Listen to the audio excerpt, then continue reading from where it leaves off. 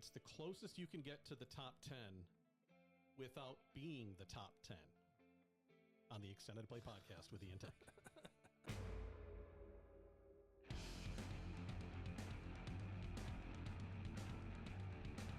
Welcome back to the Extended Play Podcast with Ian Tank. We are a music discussion show without the hipster snobbery. And it's once again time for the EP 100, everyone. Numbers 20 through 11. That's right.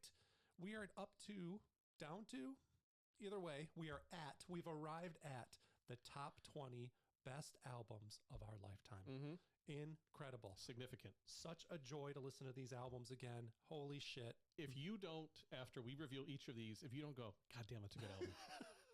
You suck and your taste sucks. I was going to say we haven't done our jobs. No. Different take. No. We've done our job. We have done our jobs. It's time for them to do theirs. And while you're at it, like and subscribe. If that wasn't encouraging, yeah. Thanks, everyone. Like and subscribe. Yeah. Yeah. Yeah. So we've been doing this for a while. Obviously, we've kind of down from the top 100. This is the hence EP 100. You can check out previous episodes over there and down below. Please let us know every week or every other week when we do this what you think about our picks. I feel confident in saying, even if we stopped here, our list is better than the Apple one. Wow. Okay. Yep. Incredible. Yep. Apple. The more time that has passed, the more I think about it, the more I can't believe how bad that was. Oh, it was so bad. You can go back. Oh, thanks again. I'll link to that above Tank's head and down below as well. We did a whole episode on why that list really sucks. It just came out this past year. It's really terrible. It's what inspired the whole endeavor. Yeah. And it's been more than worthwhile for sure. I've been enjoying it. Yeah. So there you go. Without further ado, we're on to number 20. We're going to count down numbers 20 through 11. Only thing you need to know is that the person who rated the album higher typically is the one who's going to talk about it, but we had to mess around with that a little bit today, so you didn't get 5 albums by Tank and then 5 by me in a row. Also, you wouldn't be so lucky. No, that's right. Also, we'll tell you how we came up with the rating. In other words, did one of us choose it independently? Did we agree on it blindly ahead of time? So on and so forth. So let's get into it. Number 20. All right. At number 20 is the second appearance on this countdown from the rap duo Run the Jewels. Right. And it is Run the Jewels 4, RTJ4 is the album. And at number 20. Now, E had that at number 21. I had it at number 36. Conventional wisdom says E would talk about it, but he talked about RTJ3, and I don't want to be like, oh, by the way. Yeah. There you go. I don't want to be, oh, even better. Look at that. So, okay, so I did read about this a bit. So you already told me that this is a photograph. Yeah, you can buy this, or not buy it, but it exists in the real world. Right. So this is a photograph of a real thing, but on top of that, the colors in it, the reflective colors are the colors of the previous album covers. Oh, that's cool. I didn't know that. So you notice RTJ3, the blue and stuff in there. Yeah. That's pretty awesome. Yep. Nice. Yep. So RTJ4, I had it at 36, E21, but I wanted to make sure I got a chance to talk about my love for RTJ. Yeah. This was a blind degree, of course. Most of them at this level will be. The singles here are Yankee and the Brave, Ooh La La, and Just. Now, Ooh La La was actually, I think, my least favorite. Oh, I like that song. Yeah. Okay. I mean, I think there's something about, I never liked the original that they're kind of basing it off of. Yeah, that's a rough song. The Nice and Smooth song. Yeah. Yeah.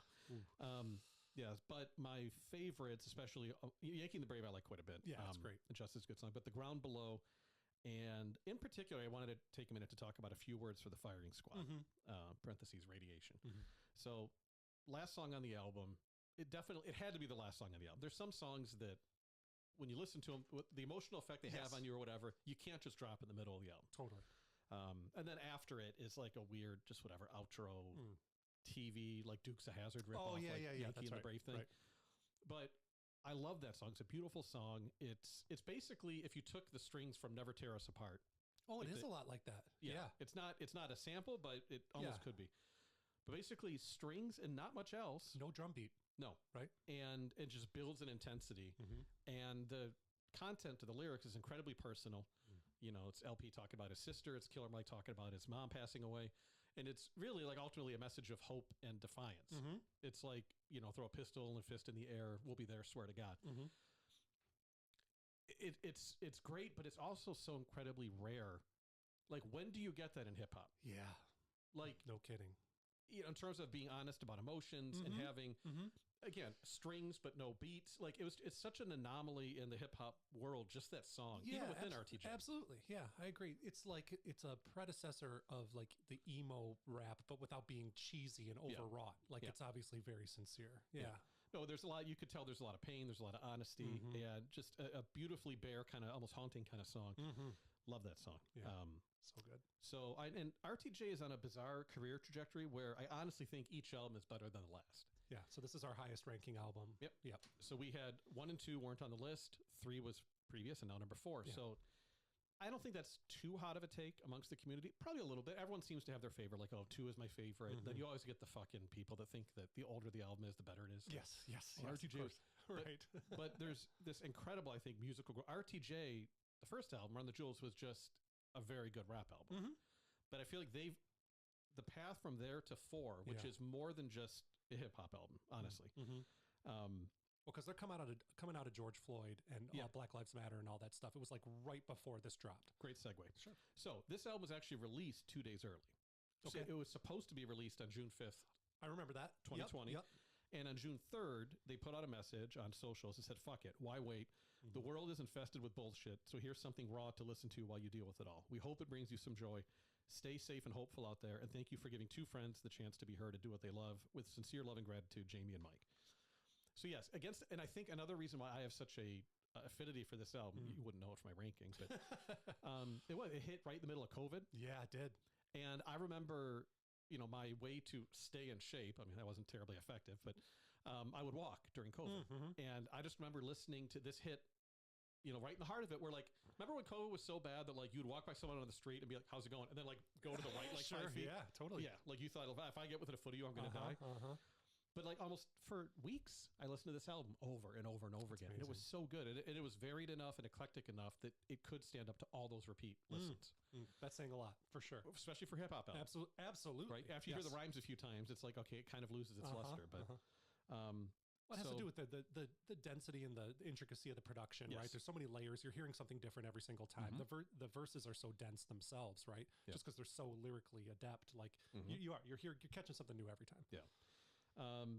But yeah, RTJs doesn't miss. No. B-sides, movie soundtrack songs. They're all great. Yeah, guest appearances, they don't miss. I honestly think they're the pinnacle of hip hop for the last 15 years. I would agree.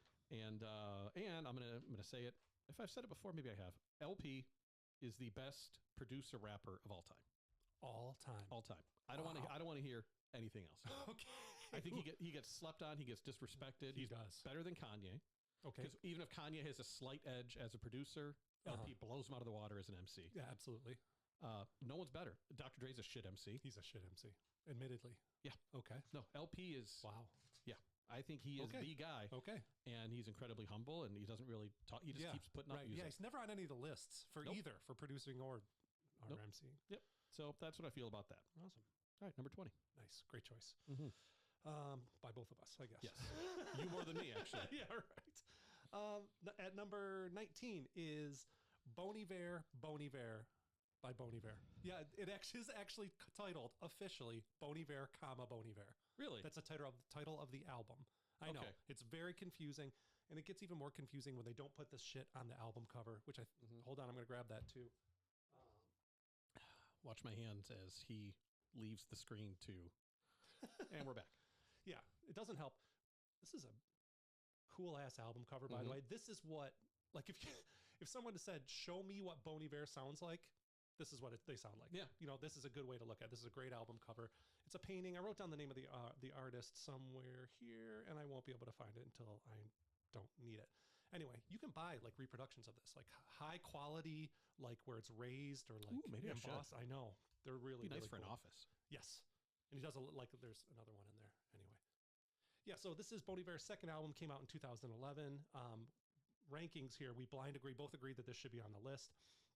Tank ranked it a little higher than I did, 24. I ranked it at 30. We were really close on that one. 10 songs, 39 minutes. Gregory Euclidi is the name of the artist. I think that's how you pronounce it. He's hard to find. Anyway.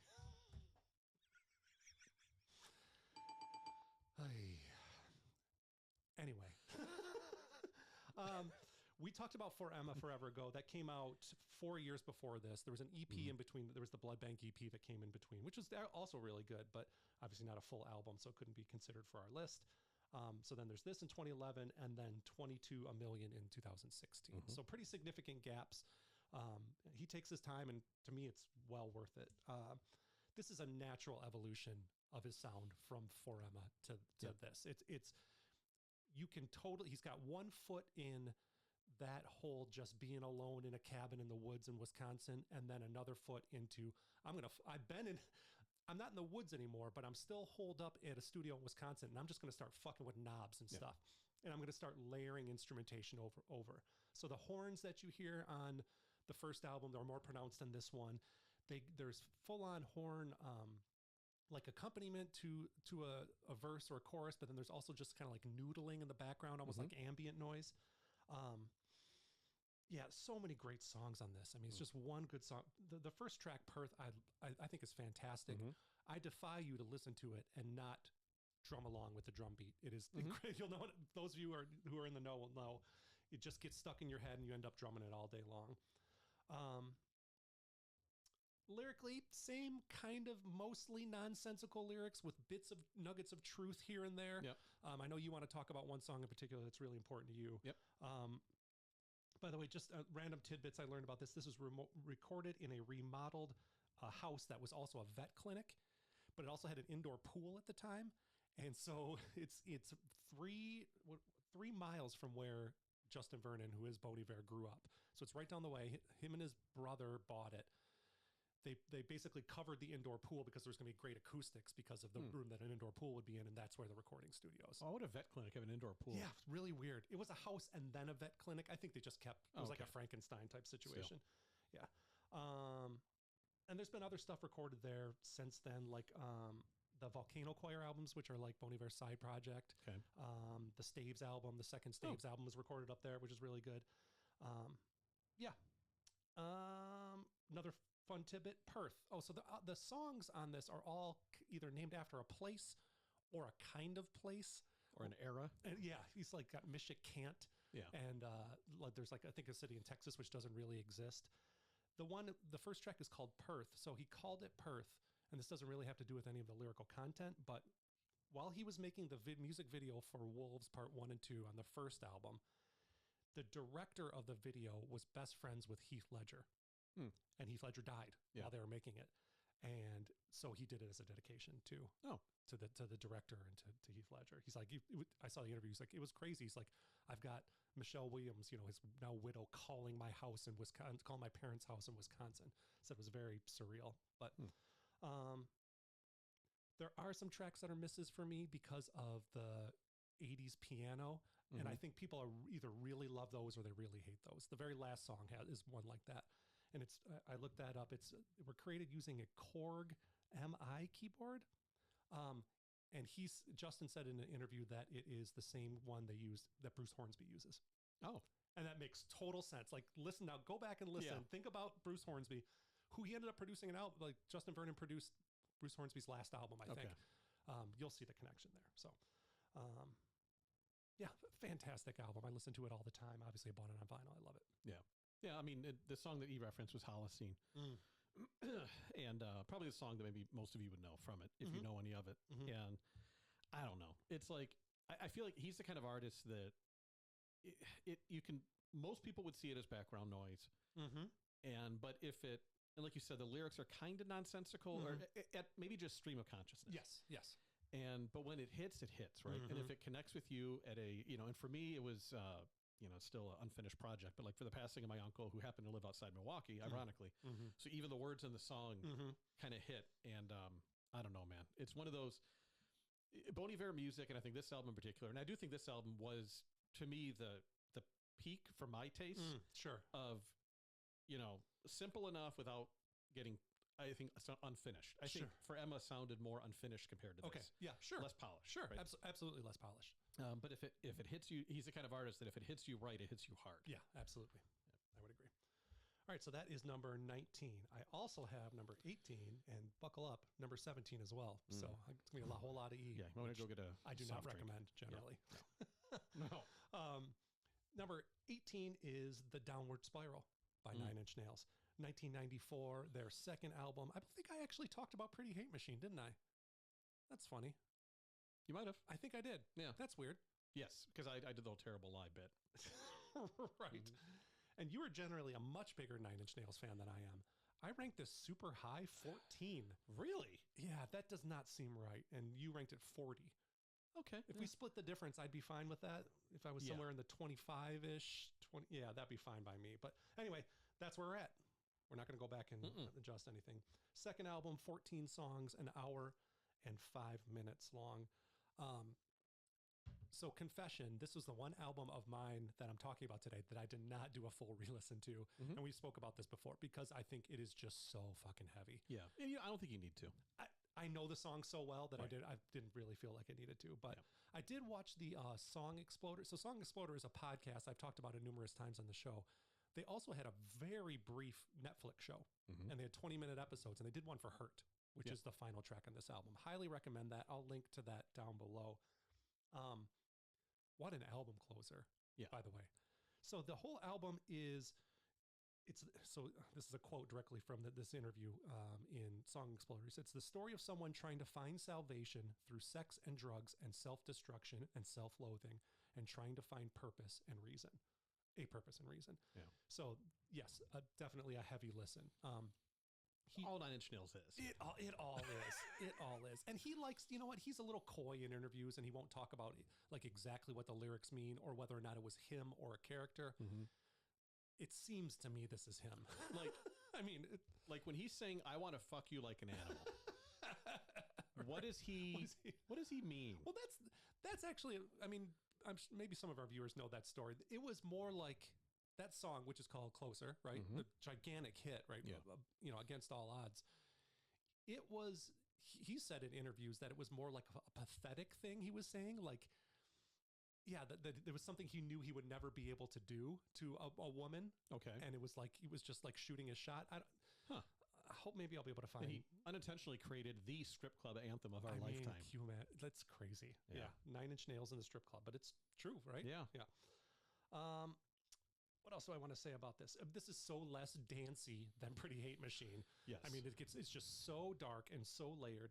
I love the balance of very fast-paced songs, incredibly heavy and noisy songs, and then like piano ballads. Yeah. And his whispering voice through a lot of it just really cuts through. And a gorgeous instrumental. Yes. A Warm Place. A Warm Place. That's really, really good. Yes. Yep. I love, since it is a concept album, there's a phrase that is, "Nothing can stop me now." Yep. That runs through 3 or 4 of the songs. I think he uses them over and over again, which would seem, I don't know, cheesy or cheap, but it doesn't at all. Yeah. It connects the story of this song, or of all these songs. I mean, even just the contrast between March of the Pigs and Hurt. Oh my God. Right? Yeah. Same album. Yeah. March of the Pigs is so good. Yeah. This song was recorded, speaking of pigs, was recorded in the house that the Manson family murders happened. Yes. And pigs are a recurring theme on this. Right, because someone painted the door of the house in Sharon Tate's blood with the word pig. And so he took that. And he's essentially apologized for making all those references because it was Sharon Tate's family was like, yeah, we'd rather you didn't. Kind of gross and really unsettling, so please don't. Yeah. Yeah, amazing album. Highly recommend. It stands up. It stands up. It sounds awesome. It's so meticulously produced that I think it would sound very modern to today's ears. Yes. Yeah. So, Downward Spiral, 1994. I need to give that a whole listen today, I think. It's really good. It's like when it comes up on, those are the kind of albums that when they come up on, because it's so deep and heavy, you're usually not sitting around having a margarita in your backyard going, you know what, Downward Spiral. Right. But when it comes up on shuffle, it's like, God damn, that was good. Yeah, absolutely. Yeah, and a lot of that's the other thing about it being a concept album. These songs stand up on their own. Yeah. You don't need to listen to the whole thing. Okay, so I'm up again, I believe. You are. Number 17. Number 17. It is Radiohead, The Bends. Yeah. Blind agree here. I ranked it 31. Tank ranked it 21. This is I'm so excited to hear Tank talk about Radiohead. Oh, it's coming. So again, we just had to do this for balance purposes, even though Tank rated it higher than I did. I have the album. all going to shit here in the extended play studios. Oh, so actually looks like what's coming out of this. That's true. That's true.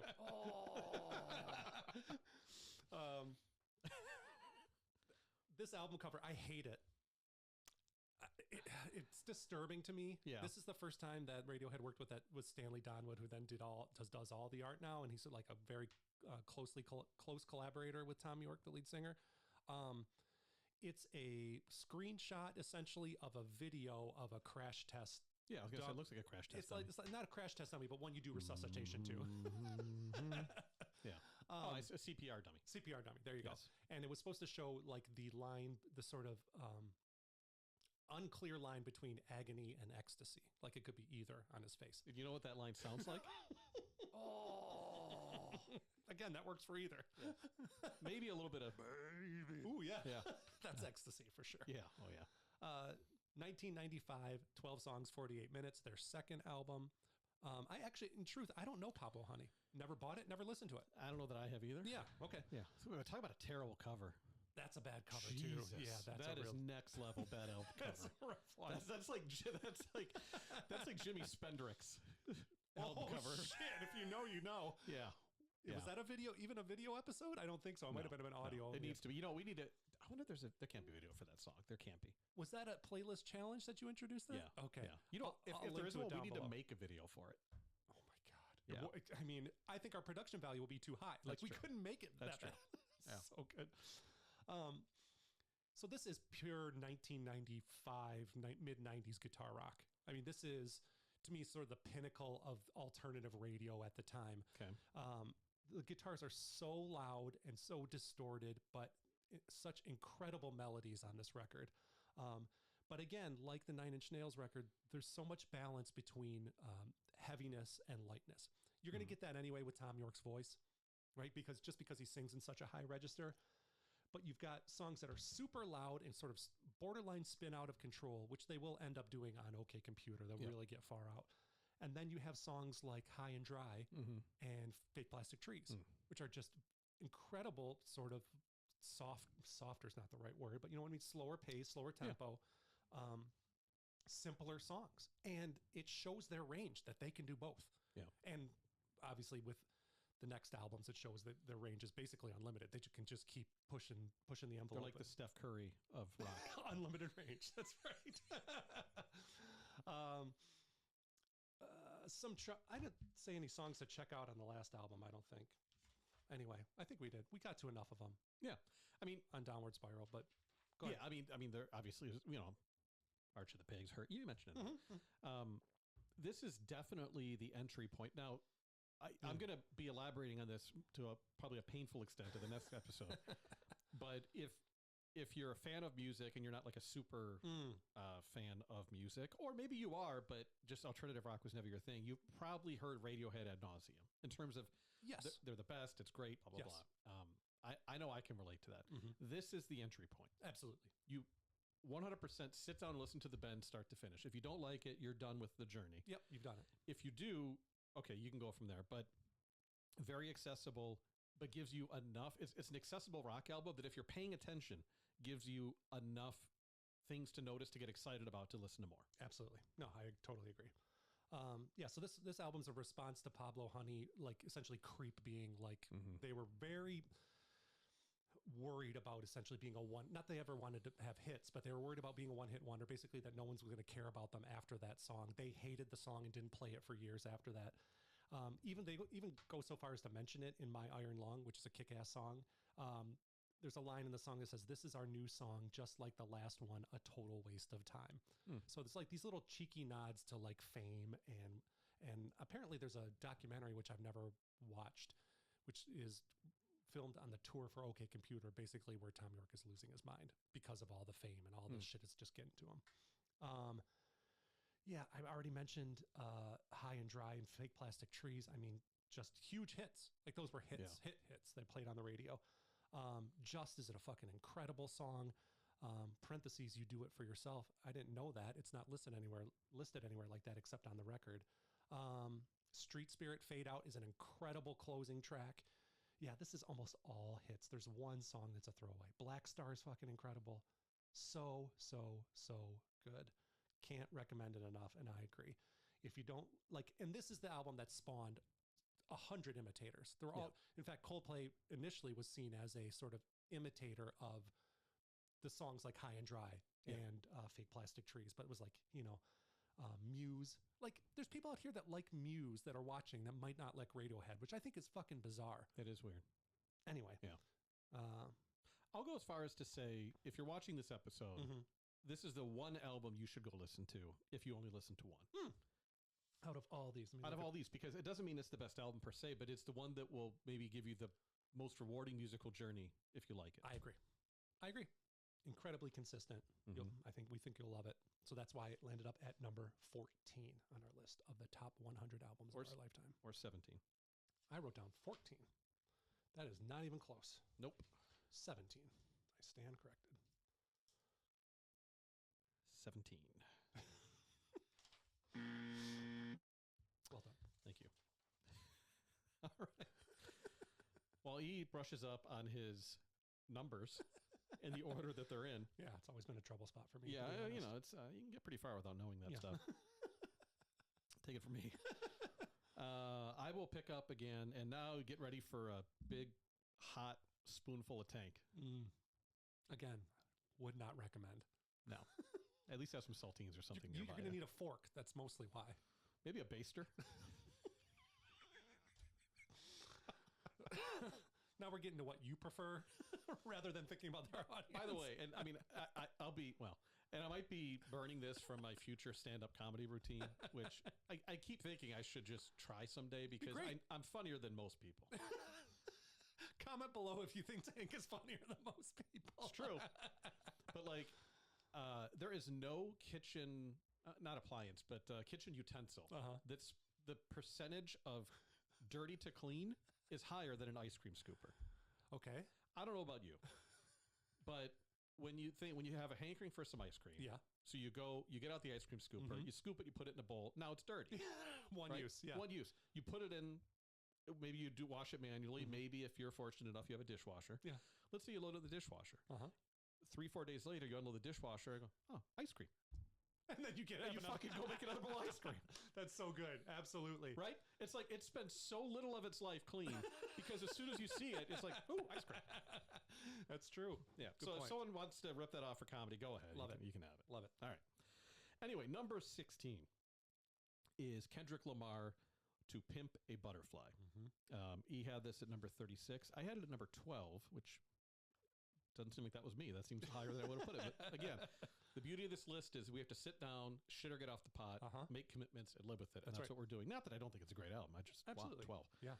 It came out in 2015. This was another Blind Degree.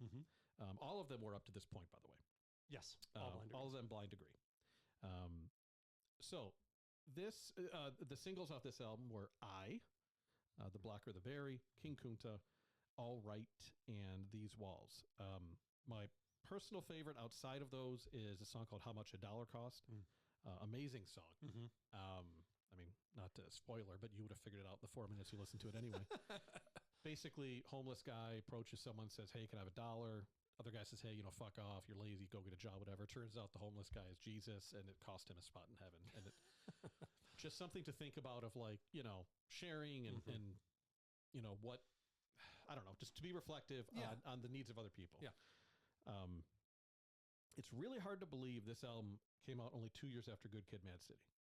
Only 2 years. So this is 2015. A Good Kid, Mad City is 2013. It's so, it's the same artist, but it's so drastically different. Right. I would have expected a much bigger gap. I was kind of shocked to see that. So this album is when, and again, Kendrick Lamar, it's funny because if we did this list a year ago, people would be like, who's Kendrick Lamar? For the most part, yeah. Right. For the most part. Maybe not our audience, but in general, sure. Kendrick Lamar was still quote unquote underground. He's certainly not performing at the Super Bowl. Exactly. right? Yeah, a year ago. So, but this album is when he jumped over the line from a hip hop artist to an artist that happens to make hip hop. Yeah. Yes. Right. Yes. It was because Good Kid, Mad City is a straight up the gut hip hop album. Yes, it is. And you saw the potential. It was great. It was great by its own merits, but it was a hip hop album. On this album, you feel the energy of someone who is for the first time operating without boundaries. I mean, he's just going everywhere and giving it 100%. Yes. And that infectious kind of energy that comes with someone doing that. Yes. He does a great job too of taking the old and making it new. I mean, this thing is so heavily dipped in P-Funk. Oh, it is. And huge. Directly and indirectly. Yes. Right. Yes. Yeah. Clinton's on the first track, right? Right. Or first couple tracks. Yeah. And I mean, and James Brown and so many blasts from the past that he sort of makes sound new again. And he does a great job, and this is true of all his albums, but it really comes into its own here. I'm going to sneeze. Bless you. Woo! Good out. Anyway, what'd you say? Good out. Oh yeah, that was complete. It's nice. Might be another one too. You never know. All right. Wait. But he does a great job of bringing the reality of his life into the music without compromising the music, which is tough to do. Normally, as soon as you have an agenda with music, you lose something, right? It takes you out of the moment. Yes. It's clear that you're pushing something. Yes. It's very akin to RTJ, but his is more personal than political. Okay. It's political in an indirect way, right? It's talking about what he had to endure in his area, what he saw growing up, personal stories that they become political in the sense that, okay, what political situations caused that? Sure. Yeah. Whereas RTJ is more overtly, responding to something that actually, exactly. Gotcha. So the tidbit that I learned about this album was, so before, or probably right after Good Kid, Mad City, he went to South Africa and he did a tour, a bunch of historic sites. He saw a bunch of Nelson Mandela, related sites. And he was inspired through seeing this and reflecting on the nature of Africa and what it means to his history and lineage, that he went into, basically he said he had 2 to 3 albums of material he just threw out. Wow. So maybe we were going to get another Good Kid, Mad City. Probably. And he did this. It's like, I got to go in a whole new direction. Oh, interesting. And start with a clean slate. Yeah. Which is why, King Kunta, like The Blacker the Berry, The Sweeter the Juice. So a lot of things you could tell that was top of mind. The only quibble I have with this is he clearly idolizes to the point of worships Tupac. Right.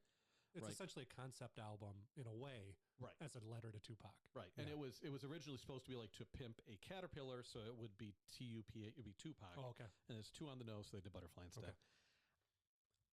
I think Tupac's overrated.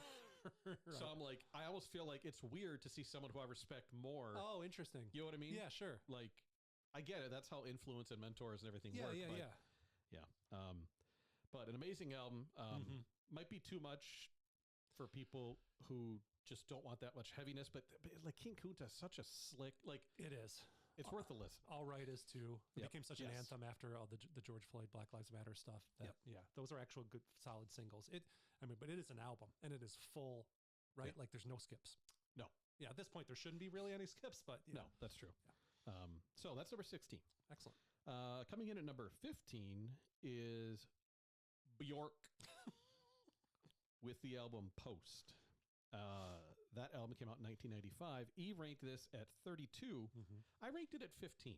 Wow. Here's why this is significant. Okay. This is an E-exempt album. Yeah, I chose it. I forced it onto the list. Yes. By sheer might. Right. And then I end up putting it at 15. Incredible. An album I didn't even have on my 100. Right. I love it. So I'll get into that in a minute as to why I did it, and that's why I'm the one talking about it. So the singles here, Army of Me, Isobel, It's Oh So Quiet, Hyper Ballad, Possibly Maybe, and I Miss You.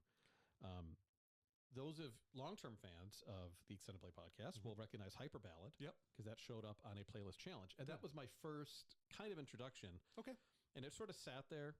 It piqued my curiosity a bit, but it just sort of sat there. Okay. But this album, it caught me by surprise because to do my due diligence for this, E put it on the list. I'm like, all right, I got to give it a listen. And I was confident enough that I bought it. I didn't even go to Spotify. Okay. You knew you knew at least It's Oh So Quiet. I did. A single, right? But I'm like, okay, there's enough here. Like, I'm just going to go ahead and buy this and give it a little bit more time. Nice. But it was off my radar entirely, and I was just mesmerized by it. It was, I've mentioned many times that when I buy an album, my iTunes list goes from most recent purchase, right? So if I go a long period without buying something new, I end up listening to the same stuff over and over and over again. Sure. Part of it was due to that, but it was like, it's there's the I don't know that there's an album on the list with more eclectic styles on one album. Totally agree. And none of it sounds forced because she's so fucking weird. Right. Yeah, right? she could she's capable of anything. Right. Right. It's like she could put on a straight up gangster rap album and be like, all right, it's Bjork. Yeah, and that has to do with her delivery, I think, how she doesn't really care for traditional song structure or just even being on rhythm. So she's all over the place anyway. So why shouldn't the music be that way? Yeah. Yeah. The Bjork is an acquired taste. Absolutely. So I know you're either going to be annoyed or mesmerized by her output. Absolutely. There's very little in between. Absolutely. And I do feel like this album, debut, her first album, I feel like it wasn't quite yet to its evolved form. Totally. And there's a lot of, when you read about the making of this album, there's a lot of songs that she sort of said it's not ready yet and ended up on Post. Okay. But an Army of Me she had for a while, but she thought it was too heavy. She wanted this to be a heavier, grittier, not gritty maybe is the wrong word, but just heavier than the first album. Got it. It definitely is. God, Army of Me is a kick-ass song. That is an incredible bass line. Right. I mean, but here's where I feel like she hits on all of them. Mm-hmm. And as she gets further off the reservation, they might be more hit or miss, right? But it's like, on this one, I feel like everything just works. Yeah, it's great. So typical Bjork stories. During the recording of this, she got an extra long mic cord. Okay. Apparently the studio was near the sea. Okay. So she gets an extra long mic cord and stood in the water so she could sing to the sea. Like they had to bring a generator out on the beach. Wow. Love it. She wanted to sing at it. At the water. Love it. Yes. Which is very Bjorky. Yes. And the first cut of Cover Me was recorded in a cave. Oh, why not? Because why wouldn't it be? Yeah. What I didn't realize, this is largely produced by Bjork.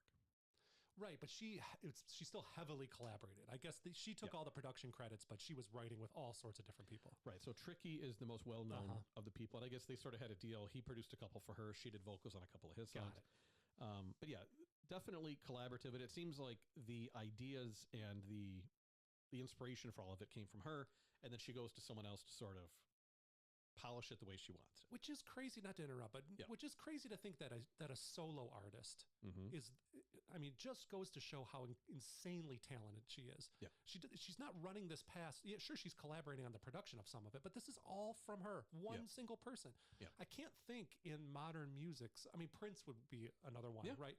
Who can come up with just a million different ideas and make all of them work. Right. Anyway. I mean, and to that extent, so, right, so like Army of Me is a techno-y, dark, Nine Inch Nails-y kind of song. And then you have It's Oh So Quiet, which is a fucking musical. Like a big band. Yeah, exactly. And then Possibly Maybe, which is like a dreamy lo-fi. I mean, completely all over the map, but again, never sounding forced. Even when she's screaming and It's Oh So Quiet, it just sort of works. It does work. It does work. It makes the song, actually, I think. It does. Yeah. But this album, 1995, way, way, way ahead of its time. Crazy. It's insane to think that it's that old. Yes. So if you've probably heard a little bit of, Bjork is the sort of thing you've probably heard in commercials and soundtracks and background a lot more than you realize. Or as a punchline, probably. Yeah, or like a SNL character. Yeah. But go check out Post and start with Possibly Maybe. It's a great song. Just try that. Fantastic. See how that fits on you. That's number 15. And now for your third of three in a row with this guy and his baster. We have number 14. It's 07, Simple Things from 2001. Do we have it album? I have the album. We have it album cover here. Nothing really much going on here. No. It looks like this is what the album sounds like. Yeah, pretty much. Yeah. He had it at 17. I had it at 29, but 07 to me it's a big thing. Yeah. They're in my, well, I mean, shit, they're in my, as you'll be seeing in the coming weeks, they're in my top 10. Yeah, top 10 artists, yeah. Quick anecdote. So picture it. It's 2010, let's say. And I'm in a backyard in Shelby Township, Michigan with my friend Brianne. Okay. And I'm like, hey, Brianne, you have good taste in music. I am going to be doing a bunch of traveling, a lot of flying. Give me some new artists. And she gave me like 3 or 4 to say, go check this out. Okay. And all of them became like lifelong. Wow. It was like Ray LaMontagne. Okay, fantastic. 07. I forgot a couple of other ones, but it was like from that one little moment, Wow. right, sent me down all these paths. But 07 was one of them. And 07 became my unofficial airplane listening. Like, put these on, get some good headphones, put it on, and, chill the fuck out. The singles here are I Have Seen, Destiny, End Theme, In the Waiting Line, and Distractions. Virtually everyone has heard In the Waiting Line, I think. From Garden State. Yep. That's where most people know it. They have an uncanny ability to launch the careers of their female vocalists. They sure do. Yeah, it's pretty impressive. Sophie Barker. But yeah, Waiting Line is one of those iconic kind of generational songs. Yes. I think everyone knows it. Yeah. It's so good. It's so good. Pitchfork gave this album a 5.3. 5.3. Yeah. And they basically said they're ripping off Air and Moon Safari, which it's a stretch. I don't see it. I hate that shit. I know. Not to go on a sidetrack, but like the difference between ripping off and just being a part of the genre, like that's the genre has telltale, instrumentation. And who cares even if they did? Right. Like, is it a good album or not? Yeah. It does not sound like Moon Safari. No. That's bullshit. No, anyway. It doesn't. But there's something about the way that these guys, their names, 07 is a duo. It's Henry Binns and Sam Hardiker. Okay. Who knows? But the way they put together the songs, there's something that no one else has matched it. I don't know what it is. I know. It's a certain je ne sais quoi. But it's not radically different than other trip hop, ambient acts like Air, but it just feels more complete. It feels more like songs.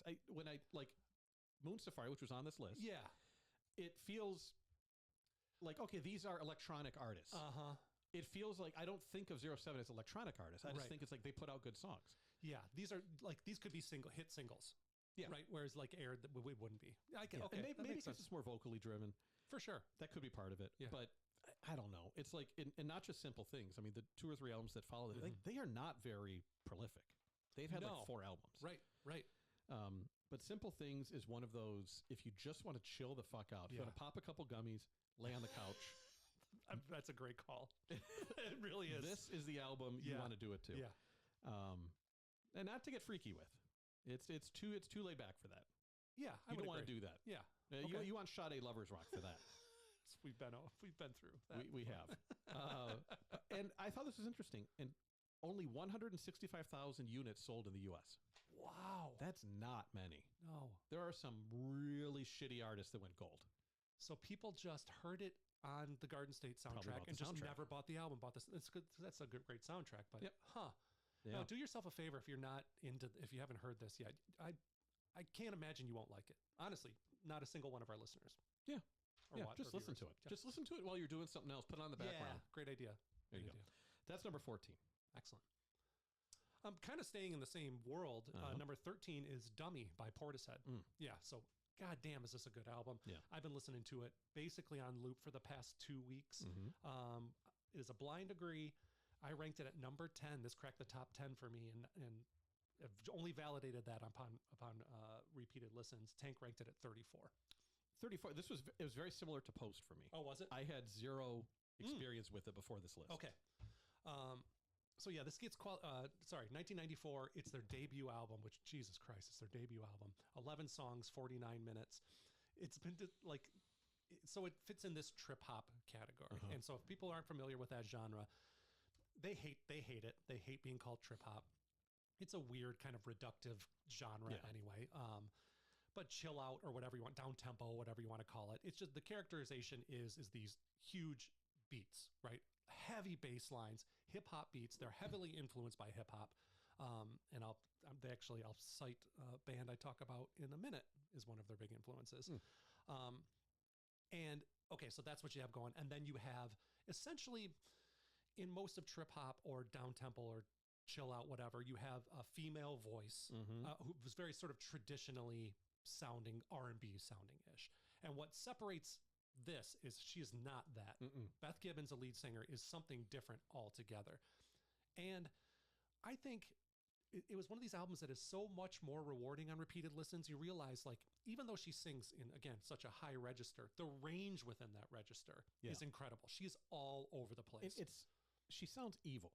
Yeah. Haunted. She sounds like almost a cartoonish female villain. Yeah. In a in a movie. Yeah, there's some, I can't point to the song in particular, but there's one song that sounds, it's like the theme. Yeah. And I'm glad you brought up movie too. Why have you entered my lair?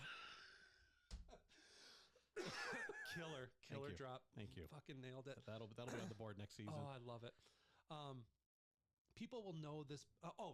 Anyway, I'm glad you said something about movies because they were highly influenced by movies. Okay. Essentially 60s and 70s. Sounds cinematic. It sounds cinematic. Even the album cover looks cinematic. I'm glad you brought that up. I've got the all we do. I mean, People, we fucking don't, killing it. You think we do prep for these segues? We do not. I get here like 3 minutes before this camera That's turns exactly on. right.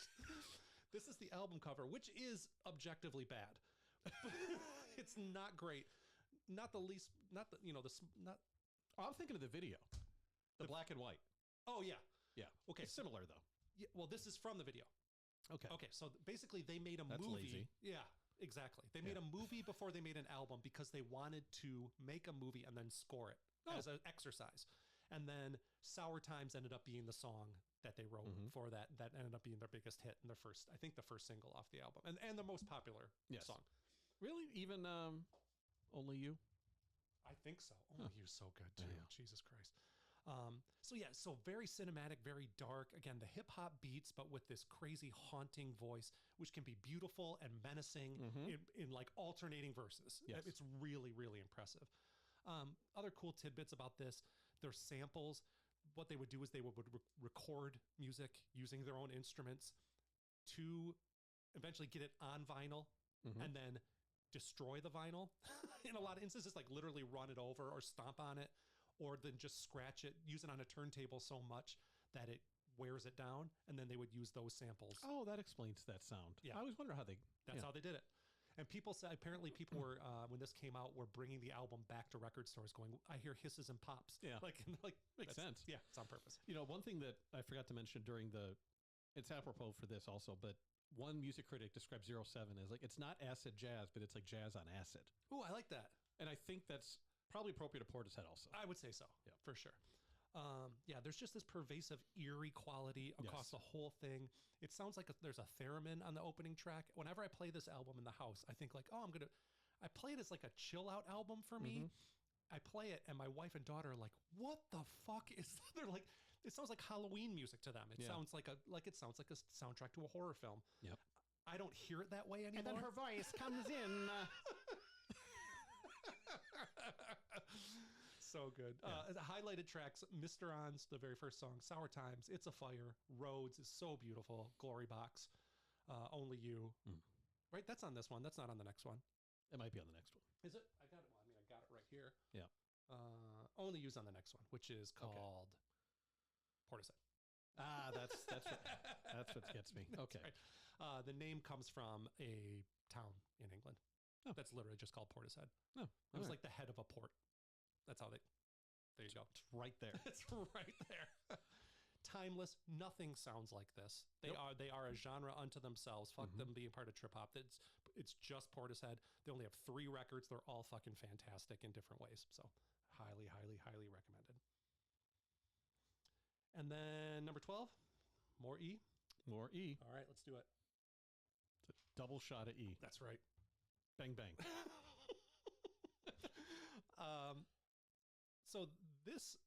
So the album Dummy was greatly influenced by the band has said that one of their biggest influences for recording Dummy was our number 12 album, It Takes a Nation of Millions to Hold Us Back by Public Enemy. Yeah, they were super into layered, dense. The Bomb Squad. You got it. Cinematic style hip hop. And that's what you've got here. 1988, 16 songs, 57 minutes. So there's interstitials and skits and stuff in there. It's their second album. Yo Brum Rush the Show comes before this. We've already talked about Fear of a Black Planet, right? A little bit. Okay. Because that was on our, I think it was on our list. Yeah. Yep. But this is the crowning achievement of Public Enemy. This is one of the greatest hip hop, if not the greatest hip hop album of all time. Yeah. Listen to a few interviews recently with Chuck D. Essentially, this was the time when the hip hop album became the thing. This is right around the time in 88 where singles are no longer necessary. People want the whole thing. Hip hop has now reached a level of maturity where they want to hear all. They don't just need a catchy single. Up to here, it was like the Fat Boys. Yes. And it's like doing like a fucking cover with the Beach Boys, right? Right. Yeah. That's Really, LL's the only guy before that maybe was even relevant from an album standpoint. Yeah, that's like cracking the public consciousness. Yeah. Yeah, absolutely. But this really starts I mean, it's just a generational album. Yeah. Talked all the things that I mentioned in Fear of a Black Planet are all applicable here. It's distrust of government, very distrustful of the police. It's all about black nationalism and black power, which again, as a kid, this came out in 1988. I was 12 years old. These were history lessons for me.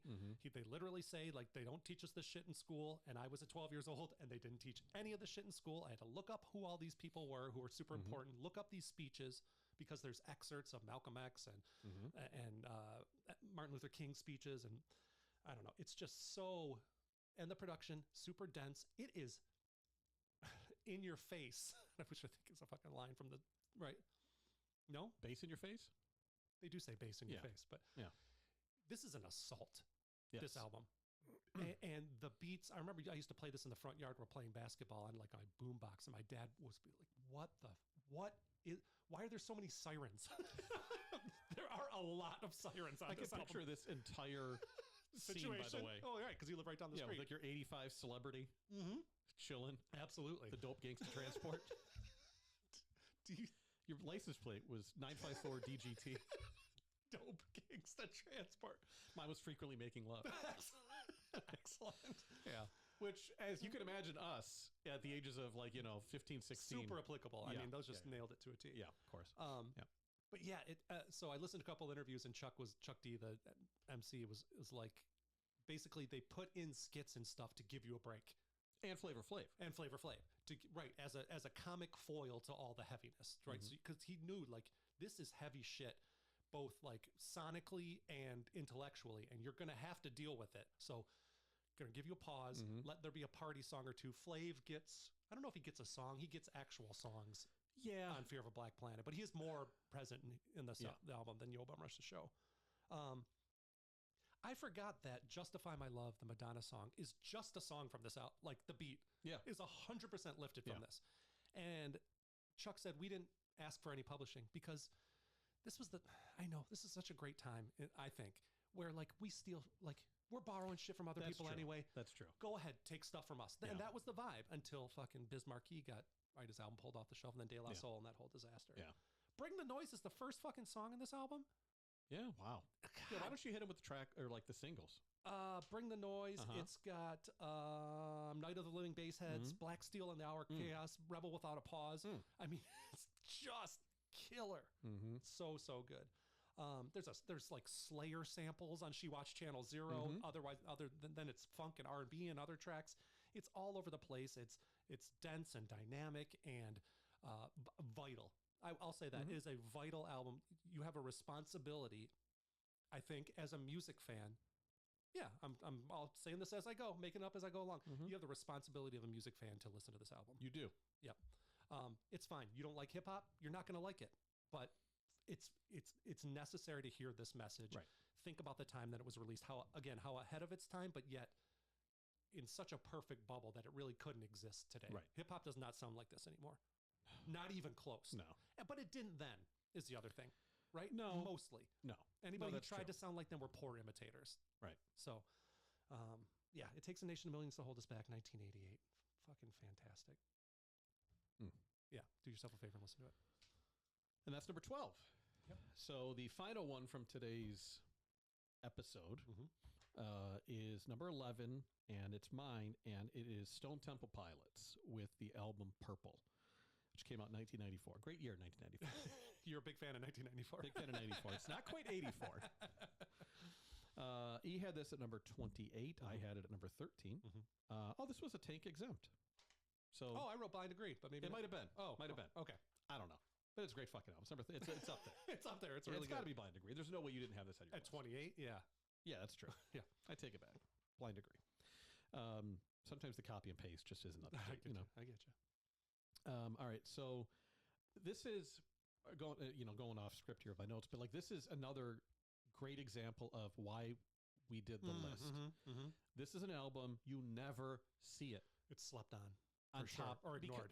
Right. It's just it's in this weird place where it's like no one considers it. It just doesn't. It's invisible to music critics. It really is. And, so the singles from this one, there's only 3 actual singles, but you have Big Empty, Vaseline, and Interstate Love Song.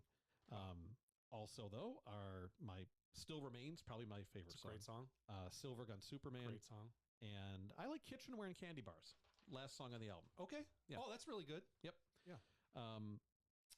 So right up there with my bold LP proclamation earlier, I'm going to say the I don't know if it's DeLeo or DeLeo. DeLeo. Let's go DeLeo. Yeah. The brothers are the most underrated song composers in all of rock. Wow, interesting. Okay. Because not because they're the best, but because no one talks about them. And except our boy Rick Beato, who had that's true, whichever one the bass player is on the show, and they break down some of his bass tracks. It's it's mind blowing. I'll link to that down below too. I didn't realize all that shit was going on at the time. But I mean, Stone Temple. So this is Purple, which I think is the peak kind of. But you have Core, which is their debut, right? So Core, Purple. You have Tiny Music, and then Shangri-La-Di-Da. Even though the popularity drops off, in my opinion, the quality of the songs didn't. It's just like popular taste moved on from this, but they didn't stop making good songs like That's true.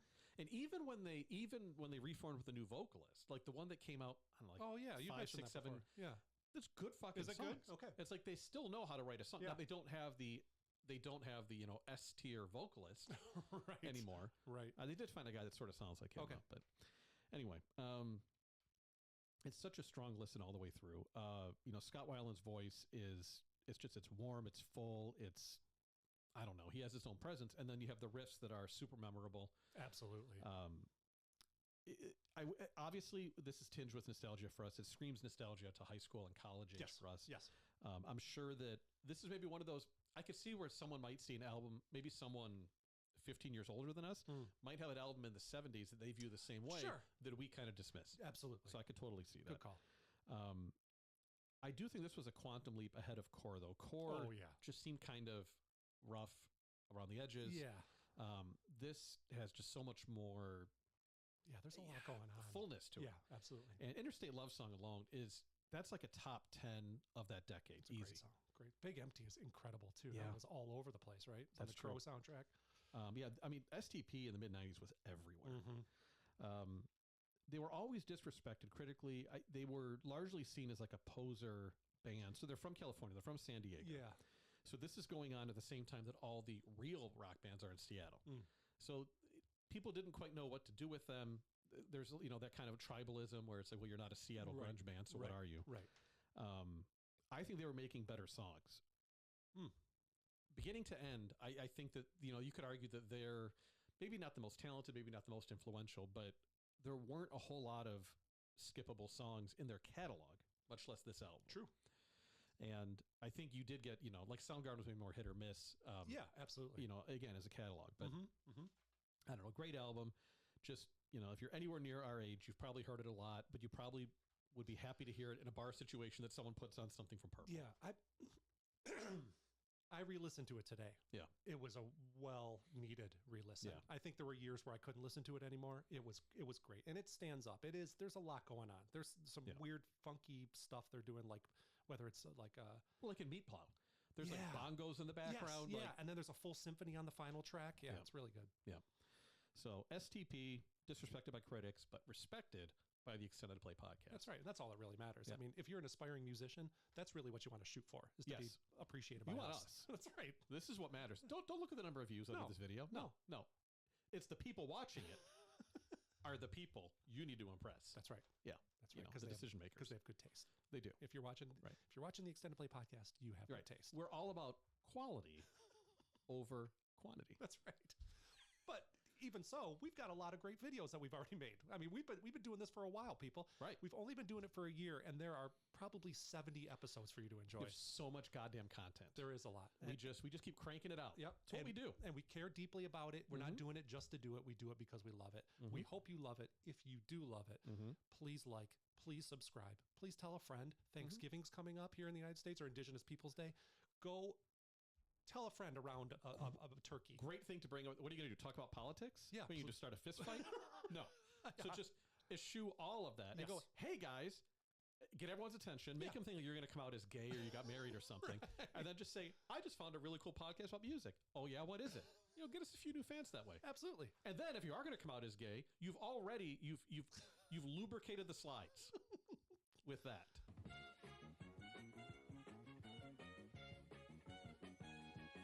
Hi, we're back. Yeah, we did nothing weird. No. Tank said nothing weird or objectionable. I mean, just for the record, it wasn't that bad, guys. Anyway, thanks again for watching. We'll be back in 2 weeks with the end of the top 10. The fucking top 10. The top 10. And then we'll do an episode of things that didn't quite make the list as well. Actually, you'll be hearing that next week. Oh, yeah. We're doing that next week. Yep. So you're going to, all the ones, if you're sitting there going, God damn it, where was this album that I love? Yeah. We're going to touch on all the, but 100 or so albums that were really close and didn't make it and talk about maybe why they fell just short. And also, just as a good refresher and reminder of all the great albums out there. Absolutely. That we love that are not on this list. Absolutely. Again, I'll put a playlist of all these albums in the show notes, both if you're listening or if you're watching, so that you can go and listen to them. I highly recommend it. Pause us. We talk about an album, pause it, listen to the album, come back. We'll be here when you get back. We'll be here. We love you. Watch, hit pause. I'm still here. We're still here. Right. We didn't go anywhere. Anyway, thank you, extended family. We will see you next week. We love you. Next time. Bye, folks.